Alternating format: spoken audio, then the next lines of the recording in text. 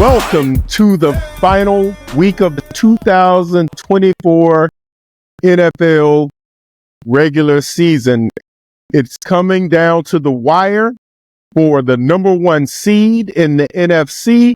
The AFC is pretty much set, except I think there's maybe one or two possibilities in terms of teams getting in. On the NFC side, I think the only possibility in terms of teams is whether or not Atlanta can unseat the Bucks. And with them, it would take Atlanta winning and the Bucks losing. So it's very interesting. We're going to start this particular week with Trey's top 10 before we go into the game from last week, and then also previewing the games for this week as well. So looking at the top 10, there was a little bit of movement. You had the disappointing loss, obviously, for the Packers, and then some of the teams are surging. So starting at number 10, the Bengals jump into your top 10. Yeah, I think it's still a long shot for the Bengals to make it. I think they need two different teams to lose. The Broncos, who have lost a couple now, which has made this even possible. I think they also need the Dolphins to lose. But they're surging. I think no one wants to play that offense right now, even though their defense is probably going to give up 30-plus points, and that's a given. No one has been able to stop that offense. Since Chase Brown has become the full-time starting running back, he's been heavily involved in the run game. He's been heavily involved in the pass game, and Jamar Chase and T. Higgins just seem to be flat-out unstoppable on the outside. Joe Burrow, for the most part, even though he's getting sacked at a pretty high rate, can just do no wrong. So I think, odds are they don't even end up making the postseason. All those other teams need to do is win their game and they're in. But if everything does pan out in the Bengals' favor, I think people are really hoping to not have to draw that straw in terms of playing the Bengals, which I think if they end up in that 7 seed, it would, be the Bills that would have to play them. They certainly wouldn't enjoy having that juggernaut offense versus juggernaut offense matchup. Yeah, I think that the Bengals got hot at the right time, but it may just be too little, too late, or too much too late, however you want to look at it, because like you said, the offense is crazy. I mean, nobody is stopping them, and they're lighting up the scoreboard, lighting up the yards, the touchdowns. I mean, it looks like they're out there in 7-on-7. So it's definitely a team, like you said, that nobody's lining up to help them get into the playoffs. So they're hoping that they'll go on early vacation come Sunday. But number 9, and staying put, the Washington Commanders. Yeah, I mean, they have resurged as of late after a little lull there in that to start that back half of the season. Jaden Daniels is back to playing some really top flight football. Obviously, they were able to put away the Falcons in a matchup against another rookie quarterback in Michael Penix this past week, and that was big for them. They're able to secure their spot in the playoffs, and again, they're another team that things seem to be going well for them, and everything's on the rise. I think they're going to be a tough out for anybody. I think they don't have the best defense in the league, but they have a very opportunistic group of guys who have some experience, and they've put some pressure on folks recently. And anytime you have to deal with a quarterback who's that mobile, presents that many problems, you have to really have your work cut out for you when you get into that game. Yeah, Jaden Daniels is, when you talk about the modern quarterback, a dual threat quarterback, I mean, he takes that to a whole new level, and it certainly has proven to be quite a challenge for almost every team they played this year.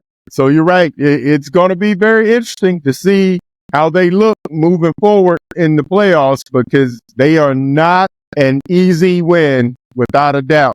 Speaking of that, number 8, the Los Angeles Rams, another offensive juggernaut. Yeah, I think it was inevitable for the Rams. Obviously, when you start the season with, the reigning offensive rookie of the year, guy who put up an outstanding season for any receiver, let alone for a rookie. He's hurt for the majority of the early part of the season. Cooper Kupp dealing with his own injuries. It was just a matter of time of, could they get healthy in time to make a run? That's exactly what they've done. You complement the passing game with Kyron Williams in the running game, top flight running back, guy who just makes a lot of plays, and a defensive front four that although they're extremely young, you're talking, second year guy on the interior. Kobe Turner, I think is his name. Big time guy. You're talking Jared Verse, who's probably a defensive rookie of the year. That's the level that he's been playing at, along with the other rookie Fisk on the inside. That front four is creating problems. So as long as they're able to generate pressure and not let the plays go on, and the secondary, have to really cover, which they haven't been the best at doing, they're able to create a mismatch as well. So I think the Rams are another team that you're not really excited to play the same way you put a beating on them a little bit early on in the season. It's a different Rams team now. And people, someone's going to have to go play them in LA and, get them out there in that wild card round. Yeah, they are indeed one of those teams where it's kind of like they have to outscore whoever they play because their defense is just not quite there yet, although it has some very young and talented guys that you mentioned. So they're going to be an interesting team moving forward. I think the NFC overall is going to be pretty exciting to watch over the next several years when you look at the young talent that has been injected on that side of the NFL. So the Green Bay Packers took a couple of steps down after another tough loss. We've only lost 5 games, but it is to the top 3 teams in the NFC. And at this point, it's time to kind of, I guess, learn from our experiences. Yeah, I mean, you lost every opportunity you had against, like you said, the top 3 teams in the NFC. Can't complain about the opportunity anymore. It is what it is. Plenty to learn and take from those games. Obviously, a big part of it for the Packers is going to be getting guys healthy going into the playoffs. When you have some key contributors out, it's hard to beat some of these top flight teams. But I think everything is still in front of Green Bay. That was the biggest thing. In each one of those games, there were plenty of things that you can point and say they didn't just get dominated. They just failed to execute in a manner that we've seen them be capable of executing. Even at points in those games, they were able to do it. It was just, too little, too late, or not consistent enough throughout the course of the game. So the question is going to be, can they do it when it matters most? Great part about the playoffs is all that you did in the preseason no longer matters. Everyone has the same record, and all you have to do is win, and you advance. We'll see if they're going to be able to do that, starting after this last game against the Bears. But for that reason right now, yeah, they're behind the rest of those big dogs in the NFC. Yeah, it's definitely put up or shut up time, and that's pretty much what I see when it comes to the Packers, because from a talent perspective, they are as talented as anyone in the league. It's time to put it all together. And the great thing about it is last year, this time we lost to Danny DeVito and then struggling to beat the Carolina Panthers, came down to basically them running out of time. So we know that the team can do it. And then we also know that they can turn it on when people think it might be going downhill. So it's just time. It's time to put up. And the Green Bay Packers certainly can do it. Now, the Baltimore Ravens is very interesting to think of a historically tough defensive team right now really being carried primarily by their offense. And it looks like the defense is maybe beginning to wake up. Yeah, that's the thing at this point. Lamar, MVP caliber season, doing things that we just haven't seen done before, breaking records left and right. Derrick Henry, just unstoppable in the running game, and those guys that they've acquired over the course of the last couple of years at receiver and tight end, they're finally seeming to put it together offensively, which when they want to, they are just unstoppable as an offense. On the defensive side, started off the year really rough, probably contributed to some of those losses that it feels like, dang, why is a team that talented with that much star power on both sides of the ball giving up these games? But they're putting it together late. They're in position to lock down their division. I think all they need is a win this weekend. They lock down the division, get a home playoff game. They're a tough football team. I think all they want to do is get in position to have another chance to let Lamar show what he can do in the playoffs. But, right now, in terms of just player for player talent, you can't get much better than the Ravens. And like I said, we know that they have the talent to do it. It large, part of the early season, you just kind of didn't know what that defense is doing, and they're starting to wake up. And on the flip side of that, your number 5 team, the Eagles, they are almost kind of going through a little bit of disarray in terms of you got the starting quarterback is down. He's still in concussion protocol. The backup quarterback came in and pretty much showed why he's a backup. And then on the offensive side, there was a little bit of consternation about the passing game. So had people kind of talking about that. And defensively, that's where their strength is. However, last week we did see the young Bucks learn that this is the NFL and you're going to have to cover and be at the top of your game every week or you will get taught a lesson. So Eagle means they moved up, but it's kind of still, I think, some question. Yeah, I mean, they're in a precarious position. Obviously, we would expect before the playoffs at the latest for Jalen Hurts to, get out of concussion protocol and be back to playing.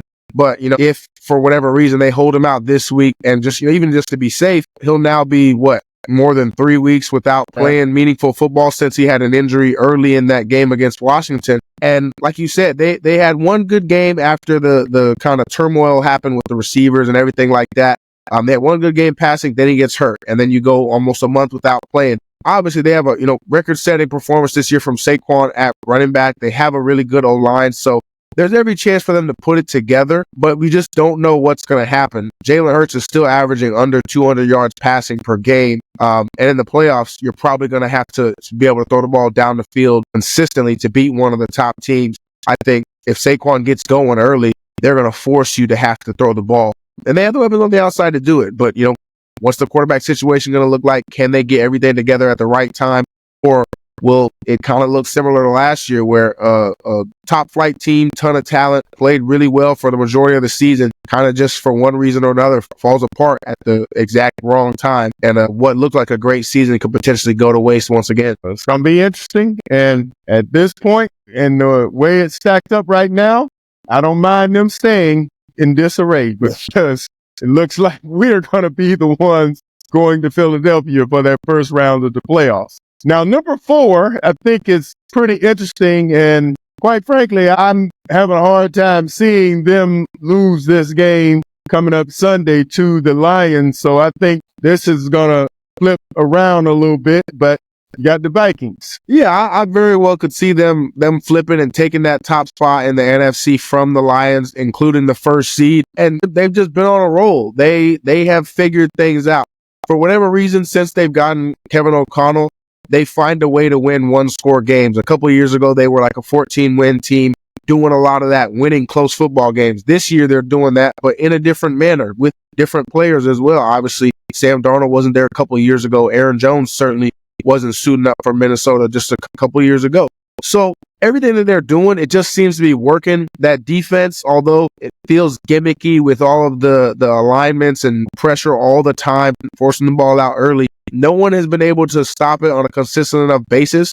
And that's why they have the record they have, and they're in control of their own destiny to own the first seeds. Until they beat Detroit, they're not going to dethrone them in the rankings, but I certainly wouldn't be surprised if they do it on Sunday. Yeah, it's going to be interesting. I think it's more about what Detroit isn't than what Minnesota is to me. And man, watching Detroit's defense, in particular their coverage unit back there, it's going to be interesting. Like I said, I can't imagine JJ might have 200 yards on those boys and receiving the way that they are covering right now. And that's your number 3. And it's almost because of the other side of the ball, it is a juggernaut as well. Yeah, I mean, this certainly is the year of top flight offenses. I think you go top to bottom in this top 10, you're not going to look at any one of those offenses and say they can't put up 30 points at any given time on anybody.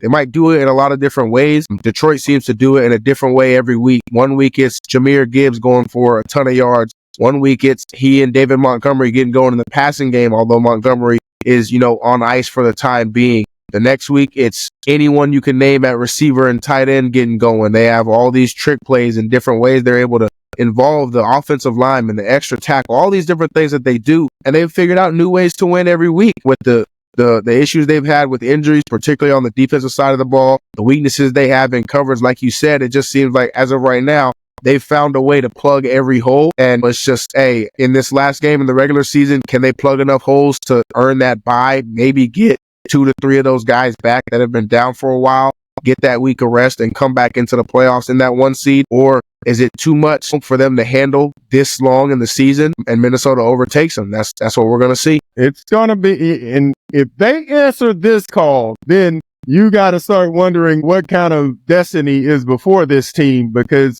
I mean, 20 some odd people on your IR. And then again, you look at the strength of the team, it is almost exclusively offense. They've lost the top defensive players that they had. All of them are no longer playing. I think Anzalone comes back this week, but outside of that, I mean, they got a safety. I mean, he can't rush the passer.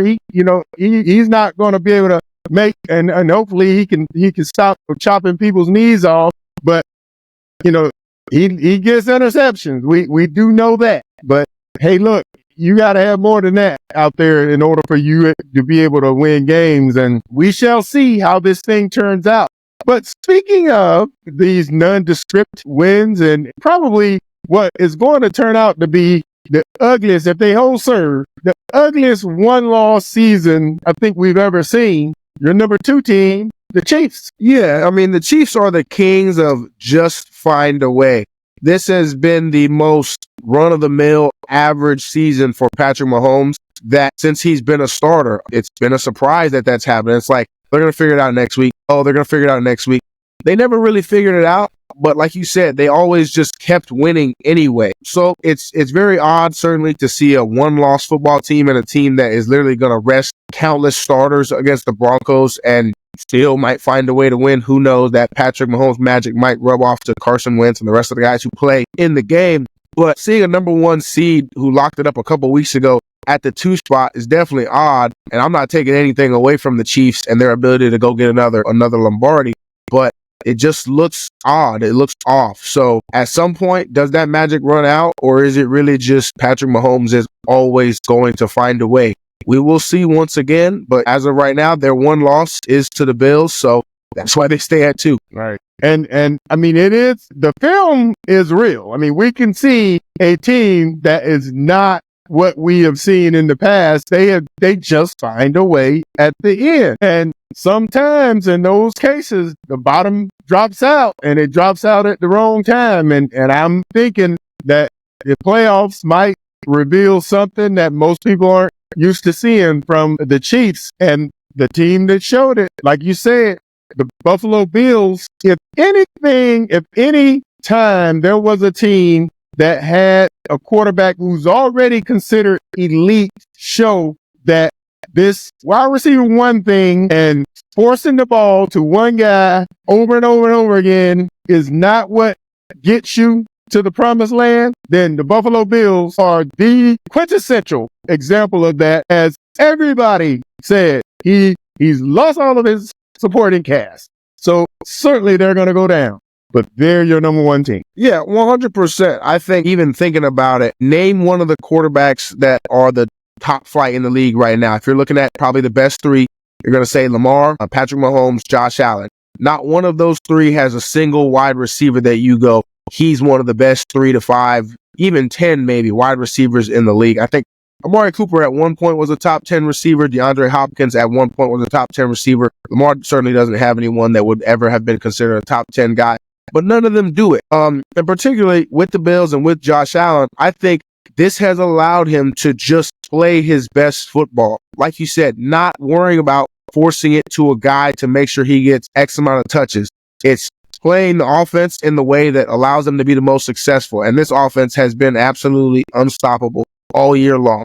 He's all but solved his turnover problem that basically had kept him from being an MVP player all of his career up to this point and kept the Bills from getting where they wanted to go.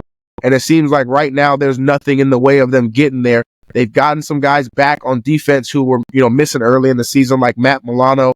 And it feels like they're just playing good football all around. So someone's going to have to bring it to him for real, slow down Josh, disrupt things, try and get him back to those turnover ways, or, the Bills are eyeing New Orleans otherwise. Yeah, I think the Bills really, on the offensive side, again, like I said, being able to show, and the way you explained it is perfect for people who don't get it. He's able to play the offense and not cater to some individual. He's playing the offense honestly based on what the defense is giving him. But I believe one of the biggest differences with this team was when they found that second corner, because when Rasul got there, he was pretty much what they had for coverage. And now with Bernard playing at the level he's playing, they got two corners that they can put out there on the island and say, go to work.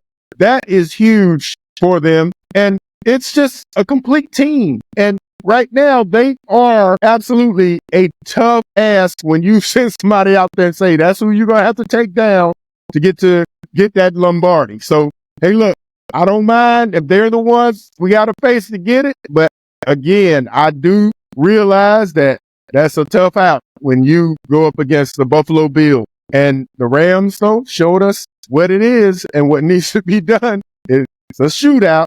And speaking of what needs to be done, our game last week, and starting the way we usually start, breaking down the games. And look, on our offensive side, we can't seem to get out of our own way when it comes to just fundamental things, because I felt like we had the type of plan, if we would have just executed it, that would have put points on the board against Minnesota early. Yeah, I mean, honestly, this one's pretty quick. If you just, any game that you're playing against any opponent at any level, if you can, off of memory, recall 4, 5, 6 plays where you just failed to execute when you had every opportunity to do so, you can't expect to beat good teams. Really, you can't expect to beat anyone, but certainly not the elite teams in the league. Starting with Josh Jacobs' fumble on what was a really good opening drive.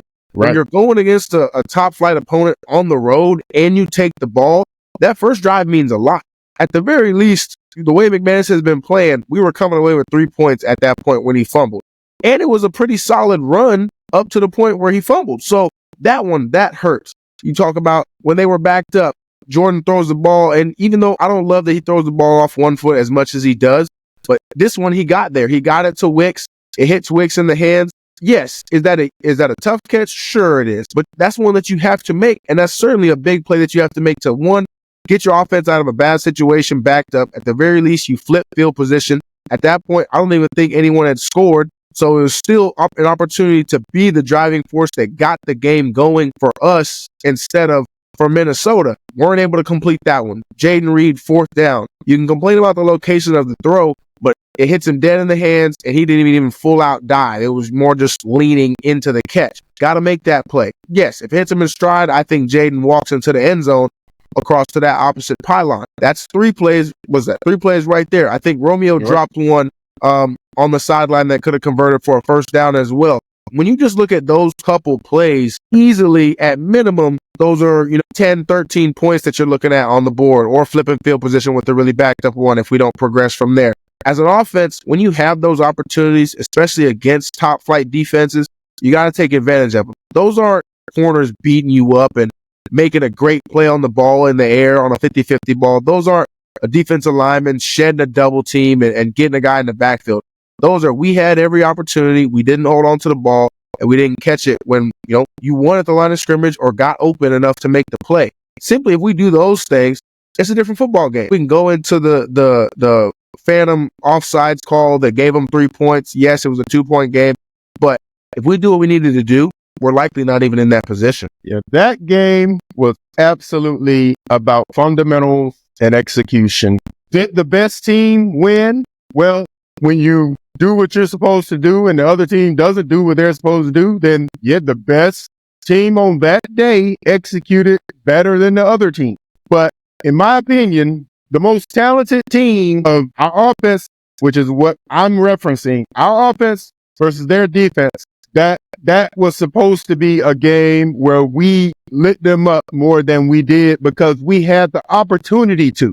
They did not stop us. We stopped ourselves. So that we have certainly got to cease and desist in order for us to get to the next step and do what we want to do in these playoffs. And when you take what we were doing, you think about that from offensive perspective, well, they weren't.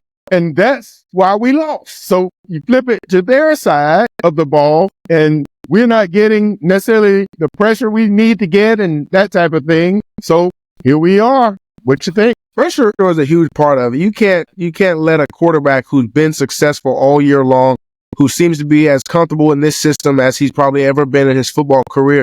You can't sit there and give him all day. And then when you do get pressure, you certainly can't miss opportunities for sack fumbles. When you have a quarterback dead to rights and he doesn't even see you, certainly can't miss those opportunities. I think you might only have one or two of those a game, if that. You got to take advantage of them when you have them, and you got to get more consistent pressure than we were able to get with the amount of guys that we have rotating in there in the front. And then in the back end, it's tough to cover that long, but anytime you give up, almost 400 yards passing, it was a career day for Sam Darnold. You got to play better. Whether it's the size of the openings over the middle of the field, as all those is catch and run plays for the receivers. That stuff's easy. They'll take that all day. We just got to make windows tighter. Make a quarterback have to work a little bit harder. Put some hands in front of that wide receiver when the ball's coming across. Those hands flash. That can be when you have drops, you have tips, overthrows, all those kinds of things. So the defense just has to work better as a unit. It's tough when you're missing guys. Even more guys are dropping during the game. We lost Zane Anderson early on from a special teams play, who had played really well when he came in relief the week prior. So it's a tough balance. Guys are shuffling all over the place. Javon Bullard coming back into the lineup from an ankle injury.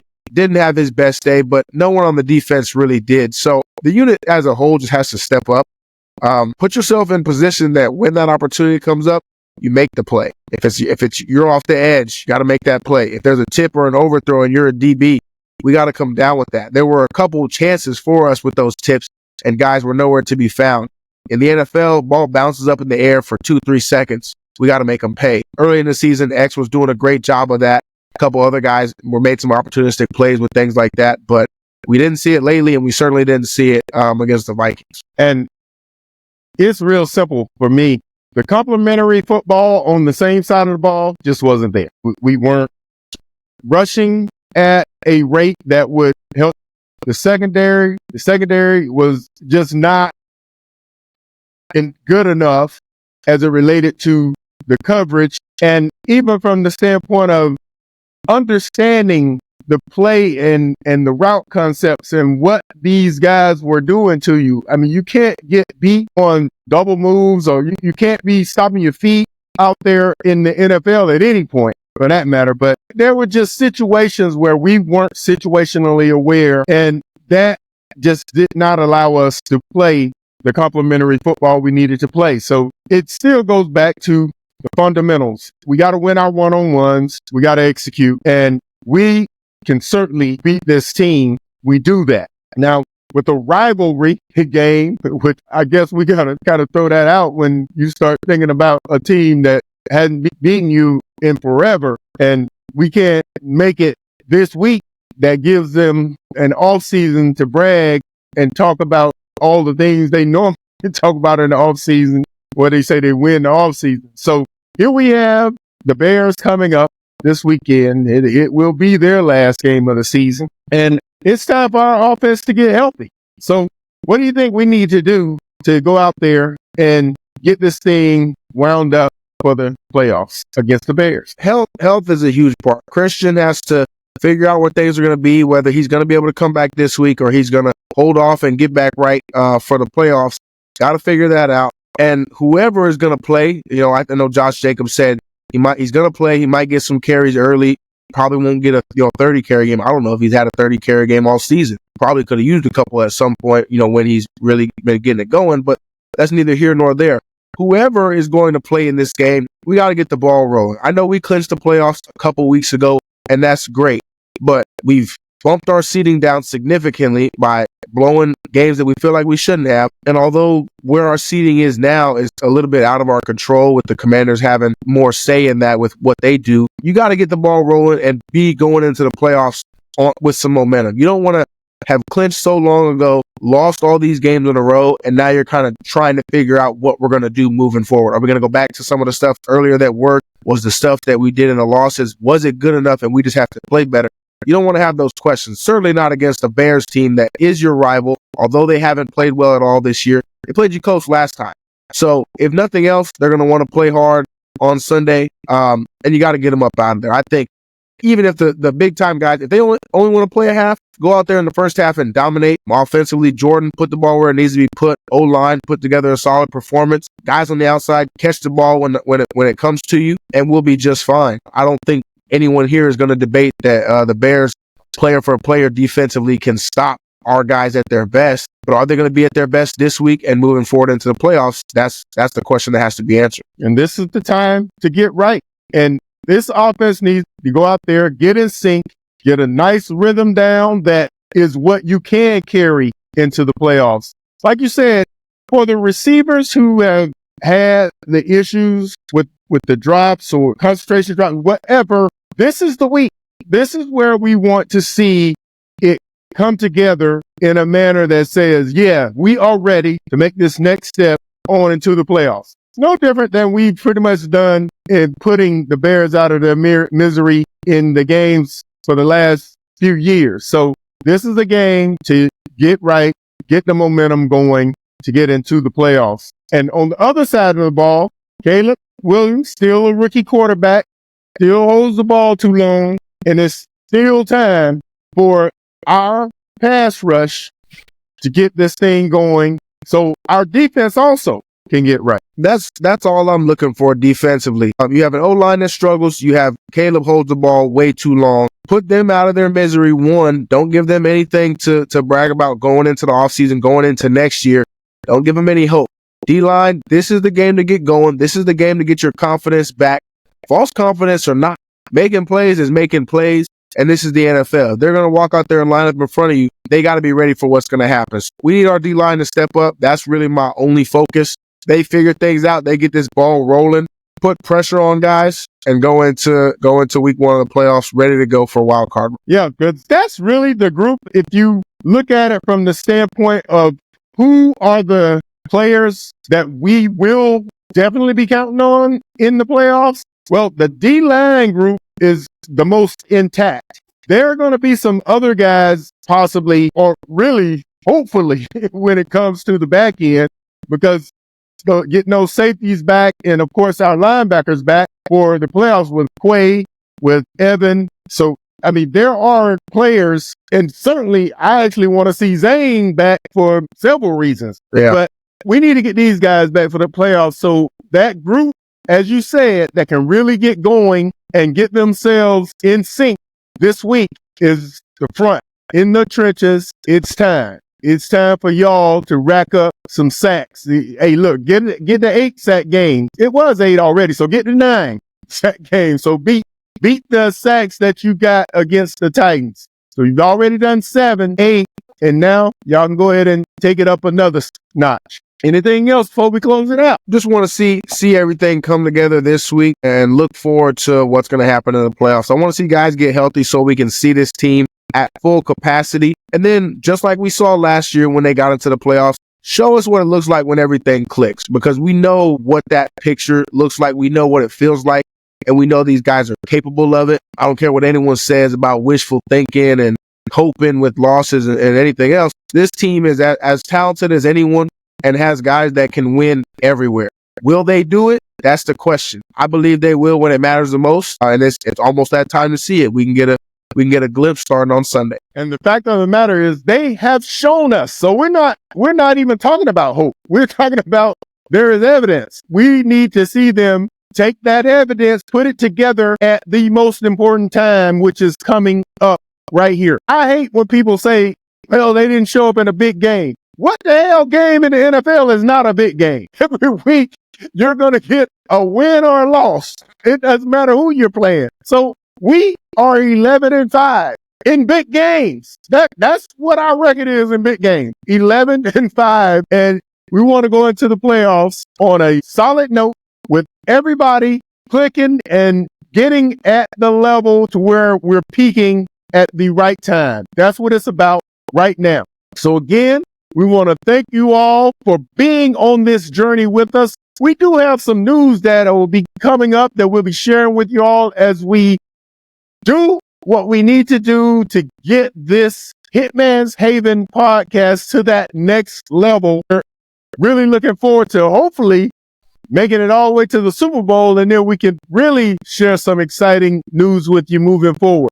But as we go on, we need you all support. We need you all to share. We need you all to subscribe. We need you to like.